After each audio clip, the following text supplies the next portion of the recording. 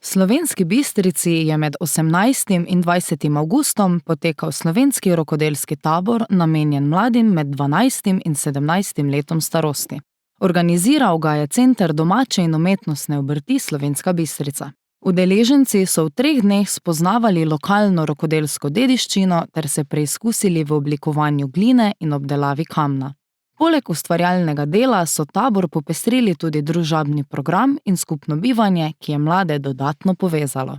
Kot člani konzorcija rokodelskih centrov Slovenije letos že 4. leto zapored organiziramo rokodelski tabor za mlade. V bistvu letos se posvečamo oblikovanju keramike in obdelavi kamna. 2 dni, se pravi tukaj v našem centru, spoznavamo glino, oblikujemo prostoročno izdelke. Jutri se bomo pa odpravili v Cezlak in tam spoznali še kamen. Rokodelske tabore organiziramo rokodelski centri, ki smo člani konzorcija. Tabori trenutno potekajo po 6 krajih v Sloveniji, se pravi Slovenski Bistrici, Veržeju, Slovenj Gradcu, Škofji Loki, Ribnici in drugod. Tabori so za udeležence brezplačni, ker jih sofinancira Ministrstvo za gospodarstvo, turizem in šport.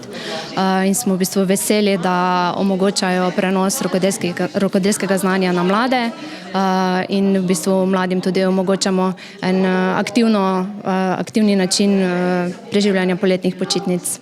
Pri izvedbi je sodelovala mentorica Alenka Gololičič, izdelovalka unikatnih keramičnih izdelkov in nosilka certifikata domače in umetnostne obrti.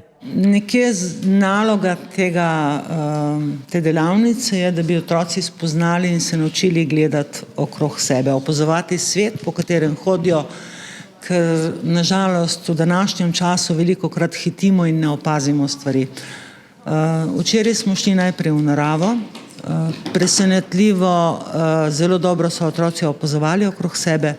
Takoj že na prvi vzpetinci na griču, kamor smo šli iskat glino, so opazili glino, se pravi so dobro gledali. Nabrali smo vzorčke različnih glin. Ob prihodu v delavnico smo to pregledali, poiskali smo vključke, ki smo jih našli, kamenčke, vejice, korenine. To smo na grobo očistili teh vključkov, potem smo to presejali in preizkušali plastičnost gline oziroma koliko je sposobna popiti vode in koliko nam dovoli oblikovati. No, tako da potem smo se pa odločili, da bomo v glini, ki sicer sveža, nima čisto nobenega zvoka, ampak da bomo poiskali zvok. Pri glini se namreč v neki določeni temperaturi zgodi ena čarobna sprememba, ko iz mehke zemlje postane nepovratno trd, popolnoma drug material. In takrat, ko postane trda, žgana, takrat glina pridobi zvok. Tako da mi smo se odločili, da bomo iskali zvoke, ki jih povzroča pihanje. Eno je pihanje, ki ga mi izpihamo, se pravi, naredili bomo piščalko, s pihanjem bomo izvabili iz nekega volumna zvok.